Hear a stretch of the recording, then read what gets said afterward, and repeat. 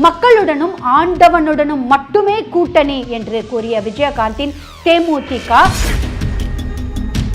மக்களிடையே தேமுதிக கட்சி பற்றிய எதிர்பார்ப்பும் படிப்படியாக குறைந்தது.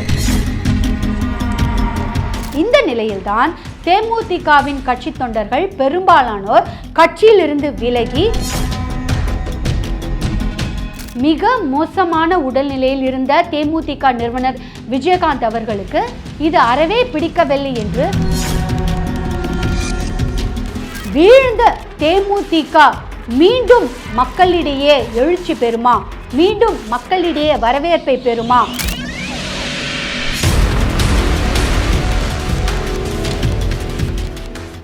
தமிழை காப்போம், அனைத்து மொழிகளையும் கற்போம் என்ற கொள்கையுடன் 50 ஆண்டு கால திராவிட ஆட்சியில் நடந்த லஞ்சம் ஊழலை ஒழித்து வறுமையில்லா மாநிலமாக தமிழ்நாட்டை உருவாக்குவோம் என்ற அடைமொழியுடன் தொடங்கப்பட்டதுதான் தேமுதிக. தமிழ் திரையுலகின் முன்னணி நடிகராக இருந்த விஜயகாந்த் அவரது தொண்டர்கள் மற்றும் ரசிகர்களின் முன்னிலையில் 2005 அன்று கட்சியை தொடங்கினார். அரசியல் அனுபவம் மிக்க மூத்த அரசியல்வாதி பண்ருட்டி ராமச்சந்திரன் தவிர தேமுதிக கட்சியில் வேறு யாருடைய முகமும் தெரியாத நிலையில் கட்சி தொடங்கத்தின் ஆரம்ப மாநாடு பாமக உள்ளிட்ட கட்சிகளை கொஞ்சம் நடுக்கமுறவே செய்தன. இதனால் பாமக மற்றும் தேமுதிக கட்சி தொண்டர்களிடம் அடிக்கடி மோதல்கள் ஏற்பட்டன. மக்களுடனும் ஆண்டவனுடனும் மட்டுமே கூட்டணி என்று கூறிய விஜயகாந்தின் தேமுதிக 2006 சட்டசபை தேர்தலில் 234 தொகுதிகளிலும் தனித்து போட்டியிட்டது. அதில் ஒரே ஒரு தொகுதியில்தான் வெற்றி பெற்றது. அதுவும் பாமகவின் கோட்டை என்று சொல்லக்கூடிய விருதாச்சலம் தொகுதியில் தேமுதிக தலைவர் விஜயகாந்த் வெற்றி பெற்றது பாமகவினரால் கூட மிகப்பெரிய சாதனையாக பேசப்பட்டது. அது மட்டுமல்லாமல் அந்த தேர்தலில் 8.3% வாக்குகளை தக்க வைத்தது. திமுக அதிமுக மட்டுமே தமிழ்நாட்டில் ஆட்சி செய்ய முடியும் என்று எழுதப்படாத விதியை உடைத்து அதற்கு மாற்று சக்தியாக தேமுதிக வந்துள்ளது என்று அரசியல் தளங்களிலும் மக்களாலும் வெகுவாகவே பார்க்கப்பட்டது, பேசப்பட்டது. இந்த அதீத நம்பிக்கையில் 2009ஆம் ஆண்டு நடைபெற்ற மக்களவை தேர்தலிலும் தமிழ்நாடு மற்றும் பாண்டிச்சேரி உட்பட 40 தொகுதிகளிலும் தனித்தே போட்டியிட்டு தோல்வியை சந்தித்தது. அந்த தேர்தலில் தேமுதிக பெற்ற வாக்கு 0.75% மட்டுமே. இதனால் அதுவரை கட்சி கூட்டணி பற்றி பேசாத விஜயகாந்த் சேலத்தில் நடந்த மாநாட்டில் தொண்டர்கள் மற்றும் மக்களின் விருப்பத்திற்கு ஏற்ப கூட்டணி அமைக்கப்படும் என்று முதலாக கூட்டணி பற்றி பேச ஆரம்பித்தார். அன்றிலிருந்து 2011 சட்டசபை தேர்தலுக்காக திமுக அதிமுக உள்ளிட்ட பல கட்சிகள் தேமுதிகவுடன் கூட்டணி அமைப்பது பற்றி ஆலோசனை செய்ய ஆரம்பித்தன.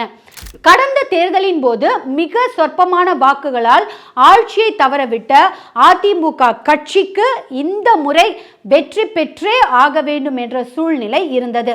அதே சமயம் திமுகவின் அரசியல் நடவடிக்கைகள், அவர்களது குடும்பத்தார் சிலர் சினிமா துறையில் செய்த நேரடி தலையீடுகளும் தேமுதிகவை மேலும் அதிருப்தி கொள்ள வைத்தன. இந்த இரு கட்சிகளும் திமுக ஆட்சியை பிடிக்க கூடாது என்ற ஒரே நோக்கில் இருந்ததனால் அரசியல் ராஜதந்திரி என்று சொல்லக்கூடிய திரு சோ ராமசாமி அவர்களின் அறிவுரையை ஏற்று அதிமுக பொதுச் செயலாளர் செல்வி ஜெயலலிதாவும் தேமுதிக தலைவர் விஜயகாந்தும் கூட்டணி அமைத்து 2011 சட்டசபை தேர்தலை சந்தித்தனர். 202 தொகுதிகளை கைப்பற்றி அதிமுக கூட்டணி அரசு ஆட்சி அமைத்தது. இதில் தேமுதிகவிற்கு ஒதுக்கப்பட்ட 40 தொகுதிகளில் 29 தொகுதிகளை கைப்பற்றி தமிழக சட்டசபையின் எதிர்க்கட்சி தலைவரானார் திரு விஜயகாந்த். ஒரு நடிகர் சட்டசபையில் எதிர்க்கட்சி தலைவரானது இந்தியாவில் அதுவே முதல் முறை என்று அனைவராலும் பாராட்டப்பட்டது. அந்த தேர்தலில் 7.88% வாக்குகளை தக்க வைத்தது. அது 2006ஆம் ஆண்டு நடந்த சட்டமன்ற தேர்தலில் பெற்ற வாக்குகளை விட சற்றே குறைவு. இந்த நிலைமை நீடித்தால் இனி வரும் ஆண்டுகளில் திரு விஜயகாந்த் தமிழ்நாட்டின் முதலமைச்சர் ஆவதற்கு எந்த தடையும் இருக்காது என்று அரசியல் வட்டாரங்களில் பேசப்பட்டது. ஆனால் அங்கிருந்துதான் தேமுதிகவின் வீழ்ச்சியே ஆரம்பமானது. விஜயகாந்தின் குடும்ப உறுப்பினர்கள் அரசியலுக்குள் நுழைய தேமுதிகவிற்குள் உட்கட்சி பூசல் அதிகரிக்க செய்தது. ஒரு கட்டத்தில் பிரேமலதா விஜயகாந்த் மற்றும் அவருடைய தம்பி எல்கே சுதீஷ் ஆகியோருடைய தலையீடு மிகவும் அதிகரிக்கவே அதுவரையிலும் கட்சியின் ஒருங்கிணைப்பாளராகவும் அவைத் தலைவராகவும் இருந்த பண்ருட்டி ராமச்சந்திரன் கட்சியிலிருந்து விலகி சிறிது நாள் ஓய்வுக்கு பிறகு மீண்டும் அதிமுகவில் இணைந்தார். இது தேமுதிகவிற்கு மிகப்பெரிய பின்னடைவை கொடுத்தது.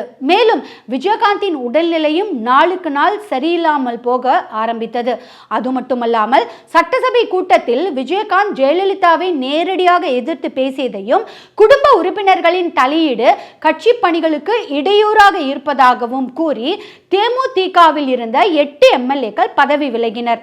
சிலர் அதிமுகவிலும் இணைந்தனர். இதனால் விஜயகாந்திற்கு எதிர்க்கட்சி தலைவர் அந்தஸ்து பறிபோனது. மக்களிடம் தங்களுடைய செல்வாக்கை நிரூபிக்க வேண்டிய கட்டாயத்தில் இருந்த தேமுதிக 2014 மக்களவை தேர்தலில் பாரதிய ஜனதா கட்சியுடன் கூட்டணி வைத்து 14 சீட்டுகளை பெற்று போட்டியிட்டது. ஆனால் ஒரு சீட்டை கூட பெறாமல் அதிமுகவிடம் படுதோல்வி அடைந்தது. இது 2009 தனித்து போட்டியிடும் போது பெற்ற 0.75% விட பாதியாகி 0.38% சரிந்தது. 2016 சட்டமன்ற தேர்தலின் போது திமுக அதிமுக ஆகிய 2 கட்சிகளும் பெரும்பான்மையான இடங்களை பிடிக்கும். ஆனால் ஆட்சி அமைப்பதில் இழுபறி நீடிக்கும் என்ற கருத்து நிலவிய நிலையில் தேமுதிகவால் தான் ஏதோ ஒரு கட்சி ஆட்சி அமைக்க முடியும் என்ற அரசியல் சூழ்நிலையும் இருந்தது. ஆனால் அந்த நேரத்தில் தேமுதிகவோ தமிழ் மாநில காங்கிரஸ் உட்பட வேறு சில கட்சிகளுடன் கூட்டணி அமைத்து 3வது கட்சியாக 2016 தேர்தலில் 104 இடங்களில் போட்டியிட்டது.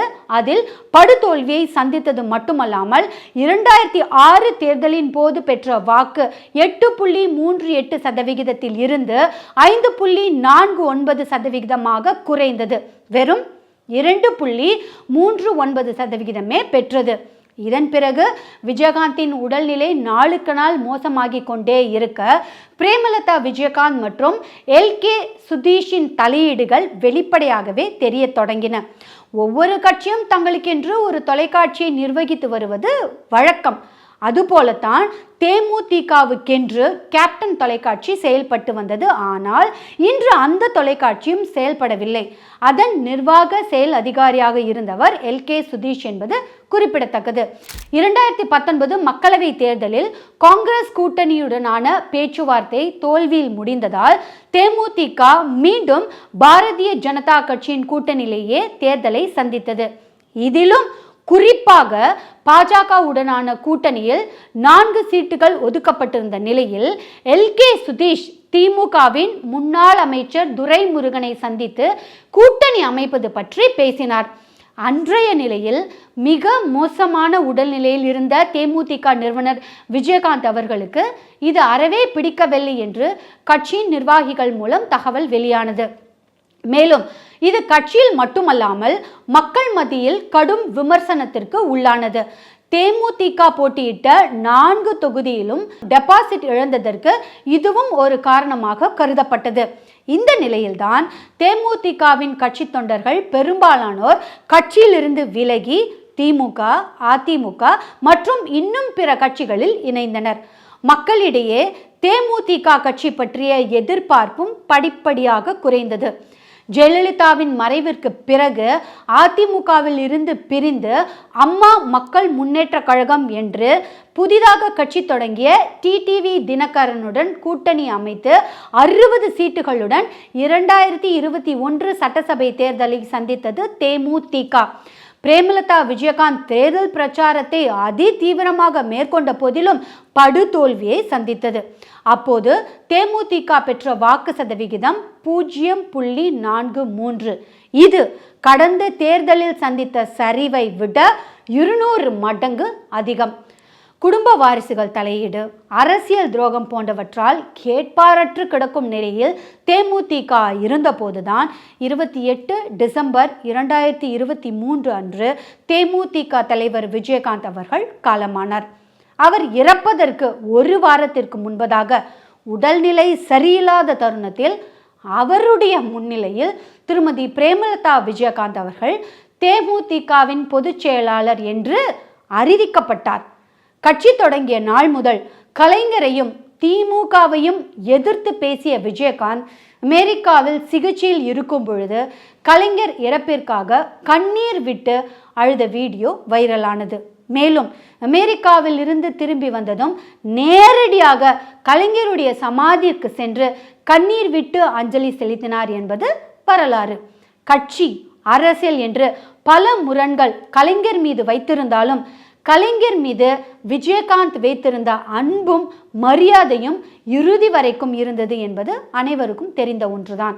அதனால்தான் திரு விஜயகாந்த் அவர்கள் இறந்த பொழுது முழு அரசு மரியாதையுடன் அவருடைய கட்சி அலுவலகத்திலேயே அவரை நல்லடக்கம் செய்வதற்கு முழு அனுமதி தந்தது திரு மு.க. ஸ்டாலின் தலைமையிலான திமுக அரசு என்பது இங்கு குறிப்பிடப்பட வேண்டியது. விஜயகாந்த் அவர்களின் மறைவிற்கு கட்சியினர், தொண்டர்கள் மட்டுமல்லாது பெருந்திரளான ரசிகர்களும் பொதுமக்களும் வந்தது தேமுதிகவினரிடையே ஒரு புதிய எழுச்சியை ஏற்படுத்தியுள்ளது. ஆனால் இது நடிகர் விஜயகாந்திற்காகவா, அல்லது நல்ல உள்ளம் படைத்த விஜயகாந்திற்காகவா, அல்லது அரசியல் தலைவர் விஜயகாந்திற்காகவா என்பது மக்களுக்கே வெளிச்சம். இதன் மூலம் வீழ்ந்த தேமுதிக மீண்டும் மக்களிடையே எழுச்சி பெறுமா, மீண்டும் மக்களிடையே வரவேற்பை பெறுமா என்பது பிரேமலதா விஜயகாந்த் அவர்களின் அரசியல் நகர்வை பொறுத்தே அமையும்.